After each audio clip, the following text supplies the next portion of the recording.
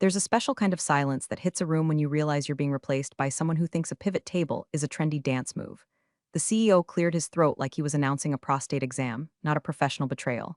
I'd barely sat down when he gestured toward a kid in a wrinkle-free suit and gelled hair so shiny it could blind satellites. Jessica, this is Ryan, my nephew. He just finished his MBA. The kid stuck out his hand like he expected a trophy. I'm excited to learn from you. Big fan of? Spreadsheets, he said like it was a foreign word. The CEO continued, he's going to shadow you. Learn the ropes. He needs someone sharp to help him grow into a leadership role, which, translated from executive to human, meant babysit this smug larva while he ruins everything I've spent 15 years building. But I smiled, nodded, and said, of course, happy to help, because women like me don't roll our eyes in boardrooms, we weaponize patience. If you're still listening, bless your suspicious little heart. Only 10% of folks actually subscribe to hear the rest of these glorious train wrecks. So if you're enjoying the ride, hit that subscribe button and toss us a like. It keeps the team fueled with coffee and spite. Anyway, the first thing Ryan did was ask if we could change our project folders from alphabetical to vibe-based sorting. No, really. I thought he was joking until he pulled up a pastel-colored Kanban board labeled Big Brain Energy. He'd color-coded projects by cool factor. He put the flagship client under me because, and I quote, they don't use Instagram. But I bit my tongue, because this wasn't my first rodeo. I'd seen worse. Midlife crisis consultants who thought synergy meant wearing matching hoodies. I figured I could mold him, teach him enough real strategy that he wouldn't light the company on fire trying to reinvent PowerPoint. Maybe even turn him into a half-decent executive. And selfishly, I thought maybe, just maybe, mentoring the CEO's golden boy would secure my seat at the table for the long haul. So I gave him the good chair in client meetings, let him stumble through intros while I subtly course-corrected with a well-timed nod or follow-up. When he forgot to prepare the Q3 revenue forecast for $1 million proposal, I stayed up till midnight fixing it. No credit, no mention. Just a line at the bottom, compiled by R. Dorsey. People warned me. You're making yourself obsolete, a colleague whispered over coffee one morning, eyeing Ryan's name popping up on more email threads. If he's the future. Where does that leave you? But I brushed it off. He reflects on me, I said. If he rises, so do I. I didn't realize I was teaching a python how to crawl into my bed and strangle me in my sleep. Ryan got bold, started making decisions without looping me in, slid into meetings I wasn't invited to, then used my own language, verbatim, to pitch half-formed ideas I'd floated months ago. I noticed the shift when people started asking him questions they used to ask me, when he stopped taking notes and started answering them instead. Still, I stayed the course. 2 years. 2 entire years I played the long game. I cleaned up his messes, coached him through negotiations, even ghost-wrote entire proposals under his name because he said his personal voice wasn't coming through. That personal voice, a Frankenstein monster of LinkedIn buzzwords and stolen phrases from my old decks. But the real kicker, the moment I should have seen the guillotine swinging, was at the holiday party. The CEO toasted Ryan as our rising star, said he was transforming our approach to innovation. I stood there holding a plastic cup of warm Pinot Grigio while Ryan winked at me like we shared an inside joke. We didn't. It was just signaling that he'd gotten everything he wanted, and I hadn't even realized I'd handed it to him on a silver platter. That night, I stared at my ceiling fan spinning like a roulette wheel and wondered what kind of fool I'd become. I wasn't angry yet, not really. I was calculating. The kind of quiet you feel before a thunderstorm splits the sky open, because something told me this kid wasn't done. And when he made his next move, I'd be ready. I once rewrote an entire investor pitch while stuck in a Starbucks bathroom because Ryan, in his infinite wisdom, thought off the cuff meant showing up with zero prep and a 3-slide deck that included a gif of a dancing banana. That particular meeting was with a venture partner who could have doubled our funding pipeline. Ryan led it. I salvaged it. I smiled while he took credit and waved to the receptionist on the way out like he was Bono. He called it synergy. I called it duct tape on a dumpster fire. Week after week, I tightened the bolts behind his every success. His tone with clients used to be pure frat boy, too many bros, not enough clarity. I coached him out of that phrase by phrase. When he referred to our flagship client CFO as Debbie in a follow-up email, her name was Deborah, and she carried a machete in her tone, I called him into my office and said, flatly, if you want to be taken seriously, stop writing like you're texting your fantasy football league. He blinked, said, got it, and added an emoji to the next draft. I rewrote that one too. The first 6 months I chalked it up to mentorship, growing pains. He was green, and I was the sharp edge meant to shape him. I taught him which numbers mattered in quarterly reports, what phrases calmed skittish board members, and how to navigate the minefield of passive-aggressive leadership emails. Even Ghost wrote his first company-wide memo. He told me he wanted it to feel visionary, like Steve Jobs, but, quote, not so dead. By month 9, he'd started ending sentences with per my last email, even when it was his first. and my inbox started feeling thinner. People were replying to threads I was never CC'd on, threads that were clearly based on strategies I'd spent months developing. When I asked Ryan about one, he gave a half smile and said, "Oh, I figured you were too busy to weigh in. Didn't want to bog you down." Bog me down? That was my project, my framework, my architecture that he was now confidently presenting as his own, decked out in pastel branding and self-assigned acronyms that made it sound like he'd invented synergy itself. I bit my lip, took the high road, again, because I wasn't about to torch the bridge I'd spent 2 years carefully walking across. Not yet. One morning, I found a draft pitch deck on the printer, labeled Ryan Dorsey Vision 2026 Fina L Final V3, PPTX. Inside were slides I had built. Language I had written, my words, my structure, my strategy, all scrubbed of my name like I'd never existed. The only credit line at the bottom, presented by Ryan Dorsey, VP Strategy. He wasn't VP yet, but clearly in his mind he'd already arrived. Still, I let him present it. I even helped polish it the night before. Because I told myself he reflects on me. If he rises, so do I. That's what I believed. Or maybe that's what I needed to believe so I didn't feel like I was sharpening the knife he'd eventually plant in my back. Others noticed. My old colleague Ava, the kind who keeps receipts and snacks in the same purse, pulled me aside one afternoon and said, "Jess, when are you going to stop writing love letters to the man planning your funeral?" I laughed it off, told her it was part of the plan, that building an ally in the executive suite meant playing the long game, that I'd get mine when the dust settled. But the dust never settled, it thickened. Ryan started forwarding client emails to our boss with his own commentary. "My idea is getting traction. Happy to see my pilot resonating." Each thread, built on foundations I laid, calls I took, nights I spent stitching the pieces together while he hosted fireside chats with interns and posted about thought leadership on LinkedIn like he was running for office. And then came the HR roundtable. They were collecting anonymous feedback for leadership training. Ryan submitted a 5-page manifesto on modernizing outdated management styles. I saw it accidentally. Someone had printed all the responses for a summary meeting and left them in the break room. His words dripped with passive shade. Phrases like legacy thinking and lack of digital fluency.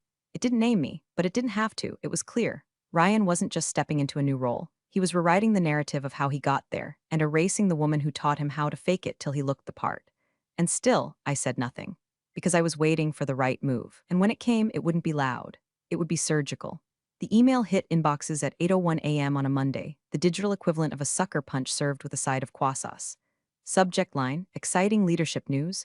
I opened it in the elevator, halfway through my first sip of coffee, already half dreading whatever buzzword cocktail was waiting inside. And there it was, written in that polished, saccharine HR tone that tries to make a decapitation sound like a company picnic.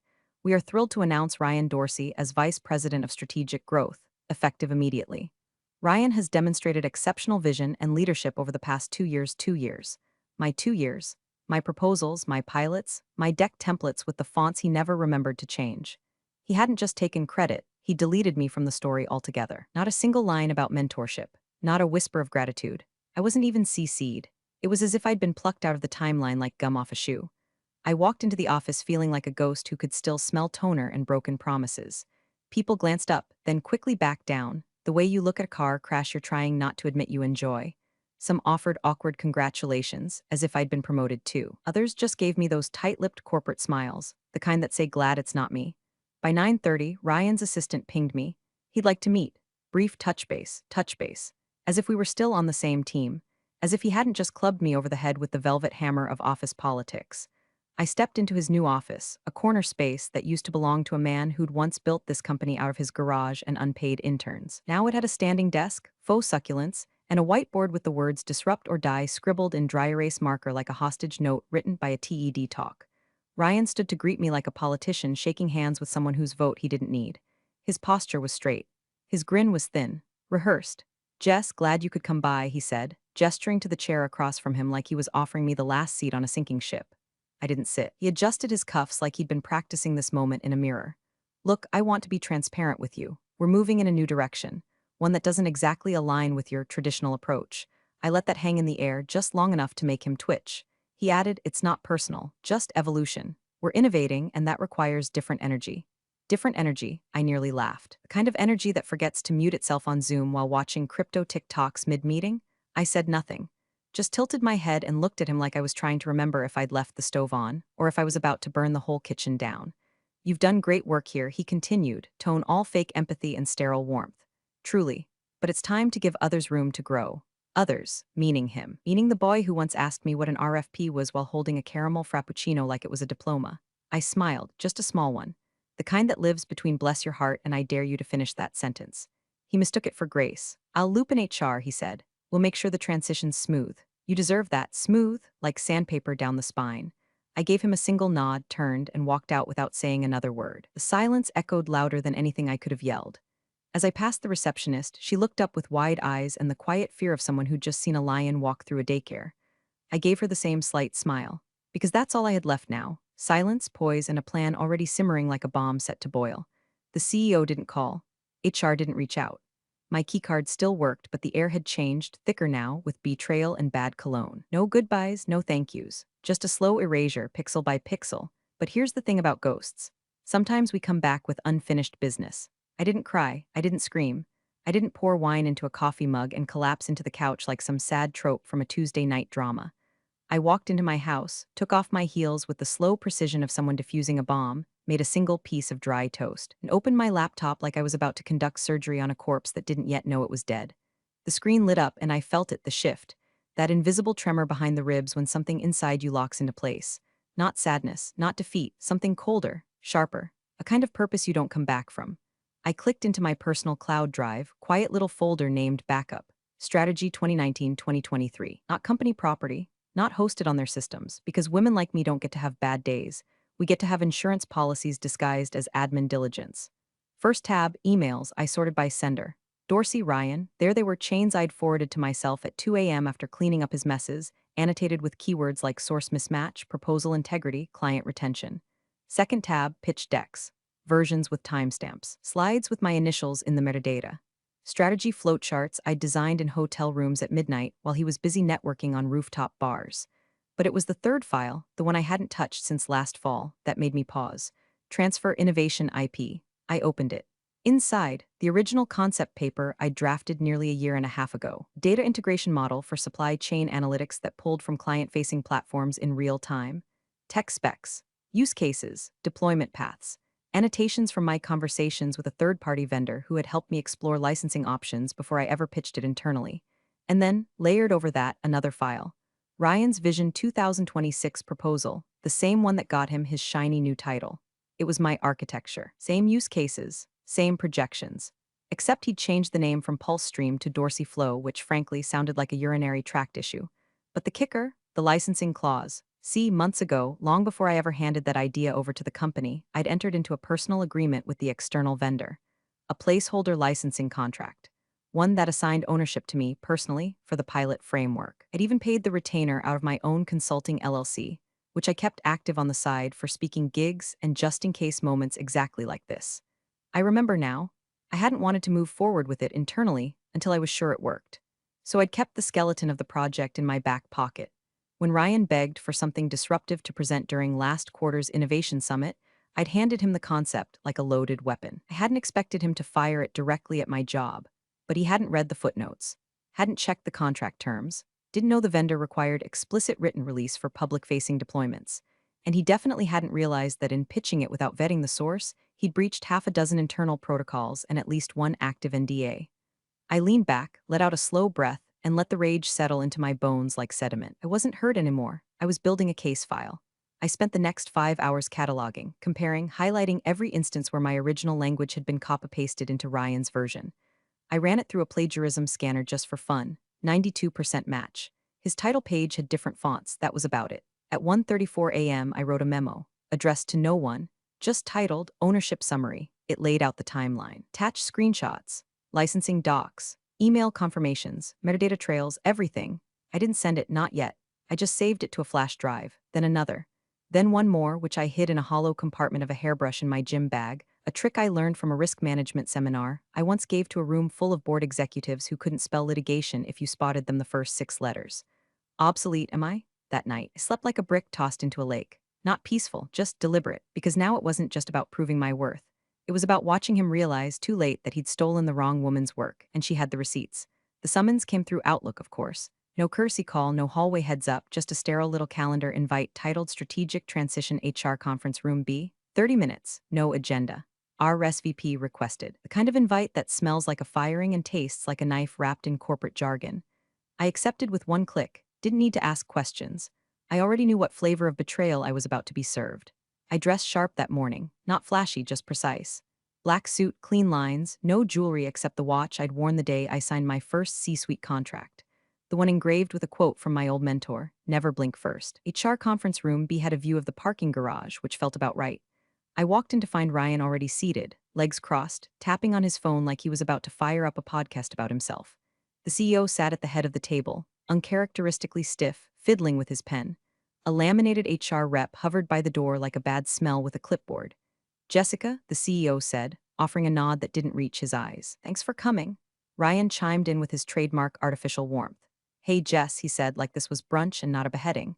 Appreciate you making the time. I sat, crossed my legs slowly, looked Ryan in the eye and waited for the performance to begin. He cleared his throat. We've been evaluating the current structure and moving forward, we believe the organization needs to evolve. Your contributions have been foundational, but we're streamlining, reallocating resources toward a more agile model. Agile, that word again. I'd heard it used to justify firings, budget cuts, hiring his girlfriend, even canceling the company holiday party once. Agile, the corporate version of it's not you, it's me. Ryan exhaled like he was about to drop something profound. We appreciate your service, but it's time for us to embrace forward momentum without the legacy infrastructure. Legacy infrastructure. I smiled. Not the kind of smile you give someone you like. The kind you give before you pull a lever and drop the floor out from under their feet. I reached into my bag and pulled out a plain black folder. No labels, no fluff, just thick cardstock and sharp edges. I slid it across the table to the CEO, slow and silent like I was dealing tarot cards to a man who didn't know he was already dead. This is for you, I said, meeting his gaze. Read it whenever you stop laughing. He blinked. Excuse me, you heard me. Ryan rolled his eyes and let out a smug little snort. Jess, come on, this isn't necessary. Let's keep things professional. I stood up, smoothed the front of my blazer, tapped once on the folder with my finger. That's professional, I said. What you're doing, that's reckless. The CEO looked down at the folder like it might explode. What is this? You'll see, I said, voice calm, razor flat. You'll see everything. And with that, I turned and walked out. No handshake, no tears, no it's been a pleasure. Just heels clicking across cheap laminate flooring, echoing down the hallway like a gavel striking wood. Outside the conference room, the office was quiet. Too quiet. Word had gotten around. I could feel eyes watching from behind cracked doorways and half-drawn blinds, the way people watch a building right before it collapses. No one said anything, but they didn't need to. The silence told me everything they expected me to break. To cry, to beg, but I don't beg, I prepare. I left the building like I owned it, because in a way I still did. My prints were on every system, my frameworks in every file, and the man they'd just anointed had no idea he'd been handed a crown built on stolen bricks, bricks I could yank out any time I wanted. In the parking lot, I paused by my car, looked back at the glass tower where I'd spent 15 years building, mentoring, fixing, and I smiled again, because now the countdown had started. And when the CEO opened that folder, he wouldn't just see my side of the story. He'd see the fuse, and it was already lit. The CEO didn't open the folder right away. At first, he just sat there, blinking at it like it had grown teeth. Ryan chuckled nervously and said something like, she's just trying to make a scene. Classic legacy playbook stuff. But his voice cracked a little at the end.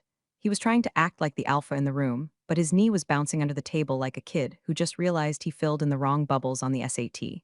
The HR rep, sensing tension that could ruin her lunch break, excused herself with the grace of a houseplant backing out of a murder scene. The door clicked shut, and the CEO finally slid the folder toward him.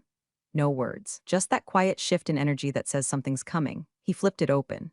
First page, a printed timeline, tidy, color-coded, sourced. Jessica's original proposal, pulse stream, data-driven forecasting for dynamic supply chains. Dated, watermarked, authored under her personal LLC, not the company's letterhead.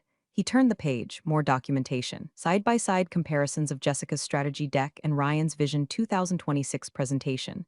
Identical phrasing, identical structure. Charts mirrored right down to the spelling error on slide 6 that Jessica had left in the draft as a placeholder. Next tab, the licensing agreement. That's when his brow creased. The document was signed nearly a year ago. Jessica's name, the vendor's signature. Terms that assigned intellectual property ownership of the pilot framework directly to Jessica's LLC unless formally transferred, something that had never happened. He flipped again. Ryan's version. Same model, rebranded as Dorsey Flow, with a splash page that used the same image Jessica had pulled from Getty, watermark cropped, but still faintly visible if you looked hard enough. Then the contract excerpts, highlighted clauses Ryan never read. Confidentiality agreements, deployment restrictions, explicit requirements for external release, none of which Ryan had complied with. And then came the kicker, an email chain between Jessica and the vendor, dated 3 weeks prior, confirming that the licensing had not been transferred and any public presentation of the product was in direct violation of their agreement. The CEO exhaled slowly, leaned back in his chair, and tapped the folder with the back of his pen. His face didn't shift much, but the lines around his mouth hardened. Not surprise, not anger, something worse, recognition. He'd seen this kind of mess before, just never in his own house. From across the table, Ryan laughed again, weak, high-pitched. Come on, you're not taking that seriously, right? It's just a pile of PDFs. She's trying to cover her. The CEO held up a hand, not aggressively, just firmly, like you gesture to a dog before it peed on the rug. Ryan, he said quietly, go back to your office. I need a moment. Ryan hesitated, jaw working. With respect, I now, and just like that, the energy flipped. Ryan left, muttering something under his breath that sounded suspiciously like boomer paranoia. The CEO waited until the door closed again, then picked up his desk phone and pressed a single button. Hey, he said after a pause, it's me. We have a situation. He stood and turned toward the window while legal picked up. Yeah, I'm holding a licensing agreement in my hand that predates Ryan's promotion by a year. No, it's not ours, it's Jessica's. No, she didn't sign it over. And yes, we used it, publicly. He listened, nodded once. Tell me exactly what that exposes us to. Another pause, understood, start drafting the statement, and call our external counsel. Today, he hung up and stared out over the parking lot, arms crossed, one knuckle tapping the folder like a metronome, counting down to impact. Because this wasn't just plagiarism. This was a liability event. The kind that sends ripples through investor calls and quarterly earnings and board evaluations. The kind that gets people fired. And for the first time that day, the CEO smiled, not kindly, not cruelly, just like a man who finally sees the full picture and knows exactly who not to trust moving forward. The boy he'd handed the keys to had just driven the car into a wall. And Jessica had quietly handed him the dash cam footage. The headline dropped like a brick through a glass ceiling, loud, sharp, impossible to ignore. Velocity Tech launches real-time supply chain forecasting powered by PulseStream, a game-changer developed by industry veteran Jessica M.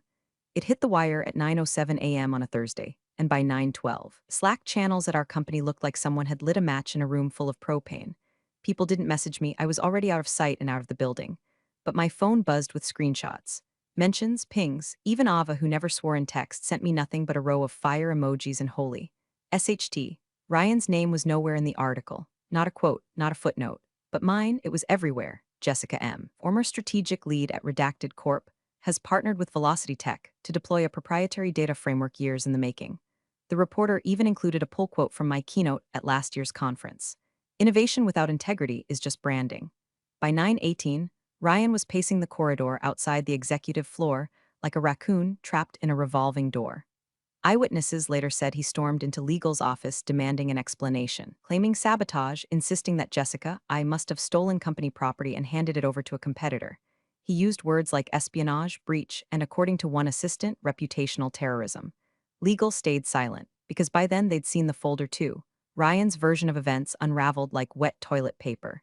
Every question he answered spawned two more. Who approved the deployment? Who signed the vendor release? I hadn't due diligence caught the external licensing terms? And why exactly had a supposedly in-house product debuted under someone else's name, with notarized proof of concept dated months before he ever touched it? He cornered the CEO that afternoon, face flushed, voice too loud. We have to issue a correction. She's misrepresenting herself. This was our initiative. The CEO didn't blink. Just sipped his tea. He always drank tea when things went nuclear. You authorized a deployment, he said quietly, that you didn't own. Ryan blinked. But no one told me no one had to, the CEO said, voice flat as asphalt. You pitched an external framework to our board, moved it into prototype without legal, and then used our brand to claim ownership of intellectual property we didn't license. That's not strategy, Ryan. That's negligence. Someone close to the conversation said Ryan tried to laugh it off. Something about growing pains and startup hustle culture. But by then, it was too late. The board was already involved. Investor calls had been postponed. Internal emails had begun surfacing with subject lines like process breakdown urgent and Dorsey approval chain immediate review. His allies, quiet. His old mentor in marketing, on vacation and staying there. The junior analysts who once fought to be on his team started angling for transfers before their names got pulled into the vortex. Meanwhile, I was in New York. I'd been flown out for a sit-down with Velocity Tech's leadership. We toasted with champagne in a glass-walled office high above the skyline, while my old workplace sank below sea level in real time. The article was just the beginning. More stories followed. Industry blogs dug into my licensing deal. Thought leaders on LinkedIn started resharing my conference quotes, framing me as the face of ethical innovation. And Ryan, he became a case study, an unflattering one. Whispers started among clients. Wasn't that his team's project? Didn't she mentor him? Wait, is that the same Ryan Dorsey who tanked the pilot with Stratnet last year? The spiral was fast, violent, deserved, and the best part? I didn't say a single word. I let the paper trail do the talking. Let the contracts sing. Let the silence from legal hum like background music in a slow-motion implosion. Because while Ryan was busy printing his name on my ideas, I was busy printing business cards with mine. And by the time he realized he'd stolen a house built on sand, I'd already bought the beachfront next door. The board hadn't called me yet, but they would. They always do when the golden boy melts. They moved him to the cubicle by the printer. Not a metaphor, not an exaggeration. The same Ryan who once called himself an executive thought architect during a brown bag lunch was now wedged between a humming Xerox machine and the guy from IT who spoke only in acronyms. His new title, Project Integration Liaison, which translated from corporate to English meant, sit here, smile politely, and touch absolutely nothing. They didn't fire him, no, that would have been too easy. They left him hanging, stripped of authority, removed from client meetings, frozen out of strategy decks. His calendar dried up. His inbox slowed to a trickle of calendar reminders and unsubscribe confirmations. The only people who approached him were confused interns asking where the bathroom was. Coworkers stopped making eye contact in the break room. You could feel the energy shift when he entered, like someone just farted in an elevator. A few still said hey, Ryan in passing, but it sounded more like pity than respect. Even the HR manager who once defended his creative leadership style had started referring to his corner office era in the past tense. Back when Ryan was VP, meanwhile, I was in a ballroom at the Grand Hyatt in Chicago, standing under chandeliers that cost more than Ryan's Tesla lease. My keynote at the National Supply Chain Innovation Summit had been booked months ago, but now it had wait. I wasn't just speaking as Jessica from some corporation. I was Jessica M., the architect behind PulseStream, the woman whose name now carried a ripple effect across 5 industries and 3 boardrooms. When I walked on stage, the applause felt different. Not polite, not obligatory. It was the kind of applause you get when people know. When they've read the headlines and put the puzzle pieces together on their own. I opened with a line I hadn't planned. Sometimes the best ideas get ignored until someone else tries to steal them. That got a laugh, a real one. I talked about ethical innovation, ownership, and what it means to mentor from beneath while someone else gets lifted on your shoulders. I never said Ryan's name. I didn't need to. Every person in that room knew a Ryan. Some of them were Ryans, they just hadn't been caught yet. By the end, I got a standing ovation. Someone from Fast Company came up after and asked if I'd be open to an op-ed. I said maybe, depending on the deadline. My new employer had already suggested I limit public press until after the rollout, but they'd also offered me an equity stake. So, trade-offs. Back at my old company, things shifted in quieter ways. The CEO sent a company-wide memo. No fanfare, no finger-pointing. Just a new policy. All mentorship contributions would now be formally documented in performance reviews. Attribution would be required on collaborative projects. IP transfer protocols would be reviewed quarterly. The subtext wasn't subtle. Everyone understood what had happened, even if it wasn't spelled out. One line stood out in particular. We owe it to our mentors to honor their work before someone else claims it. The irony. Ryan was CC'd on that email. I wasn't, but I didn't need to be. I already knew. A week later, the CEO requested a private meeting with Ryan. Vague calendar title again, Executive Path Alignment. But this time, it wasn't just the two of them.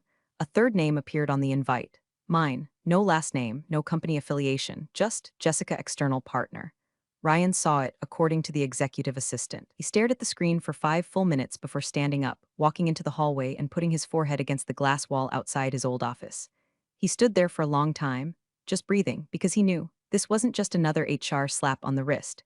This was the final chapter. And the woman he tried to erase was walking back through the front door, only this time not as his mentor, but as his equal, or worse, his reminder. The last meeting wasn't on the regular calendar. No Zoom link, no Teams invite, just a quiet email from the CEO's executive assistant to Ryan's inbox, 10 o'clock a.m. Conference room Delta, mandatory. Ryan showed up 5 minutes early. Pale, sallow really, like all the blood had drained south and decided not to come back. His tie was crooked, his hair looked like it had been styled by a blender, and the usual veneer of arrogance had cracked into something that looked like sweat. Inside conference room Delta, the lights were dimmed low, strategically or accidentally. No one ever confirmed, and the blinds were drawn. A pitcher of untouched water sat in the middle of the table like a stage prop in a corporate morality play. The CEO was already seated, alone. Ryan offered a weak smile. Morning. The CEO nodded once, not looking up from a thick printout on the table in front of him. A silence passed, 10 seconds, maybe 15, that felt like being held underwater. Then came a knock at the door. Ryan turned, and there I was. Black blazer, no bag, folder in hand. My badge clipped to my waist, not the old company logo, but my new one, Velocity Tech. I walked in, sat down opposite Ryan, and opened the folder with calm precision. Nothing performative, just clean movements. Surgical, the CEO finally looked up. Not at Ryan, at me. Jessica, he said with a nod, thanks for making the time. As you know, we're entering final phase negotiations on the integration partnership. Velocity Text Data Framework will be embedded across 3 of our primary business units, pending this final discussion. Ryan blinked, twice. His lips parted but no sound came out. I said nothing, just waited. The CEO picked up the printout, Ryan's old proposal, the bastardized version of mine, and began reading aloud. Not the whole thing, just the executive summary. The stolen lines, the ones I'd written in a hotel room 18 months ago while he was too busy networking at the rooftop bar to send in his notes. When he reached the line, designed to elevate logistics visibility through proactive forecasting and ethical machine learning applications, he stopped. Then he looked up, straight at Ryan. She didn't just mentor you, he said. She protected this company from you. There was a beat of stillness. And then the CEO did something no one expected. He laughed, not a chuckle, not a polite release of tension. A full-bodied, bitter laugh, like a man realizing just how close he'd come to letting a toddler drive a tractor through a minefield. It rang through the hallway, through the glass walls, out into the rows of desks beyond where heads turned and keyboards paused mid-keystroke. Ryan's mouth opened, closed. I didn't mean to, no, the CEO cut in. You didn't mean to get caught, you didn't mean to overreach, but you did. And now the only question left is how quietly you plan to leave. Ryan stood blinking fast. You're firing me? The CEO nodded, almost amused. That's the part you're hearing. A long silence followed. Then, as if suddenly remembering I existed, Ryan turned to me. You're just here to gloat. I tilted my head slightly. No, Ryan, I'm here to invoice. The CEO cracked another smile. You'll be escorted out shortly. Security has your offboarding documents. Leave your badge, and your NDA has been reactivated, so choose your next tweet very carefully. Ryan didn't move, not right away. Eventually, he muttered something about lawsuit and board appeal, but his voice didn't even fill the room. It dribbled out like soda gone flat. I stood, closed my folder, and offered a single nod, 1 inch downward, no emotion. Just acknowledgement. Final, clean, and I walked out. Past the HR director standing just outside. Past the admin who'd once called Ryan visionary and now avoided his gaze like it might be contagious. Down the hallway where the laughter had echoed moments before, and where, for the first time in 2 years, I wasn't invisible. I didn't need a parade, or confetti, or even applause. Because I'd already won. Not with revenge, with record. Ryan had tried to rewrite history, but I owned the footnotes, and now, he doesn't even get a mention in the next chapter. Thanks for watching, you cubicle warriors. Hit that subscribe button. Unless you're my old boss, then you're on your own. Revenge of the coffee pot strikes again.